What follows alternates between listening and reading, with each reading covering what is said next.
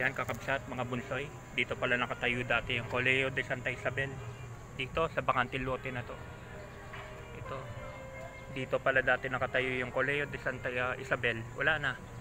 Nung time yata ng gera na sira siya ng time of war, World War II. Ito may dito.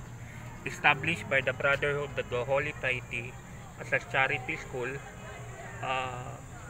Charity school for the education of the daughters of Spanish soldiers, 1632, administered by the nuns of the Daughters of Charity, 1733 to 1864, granted royal protection 1733.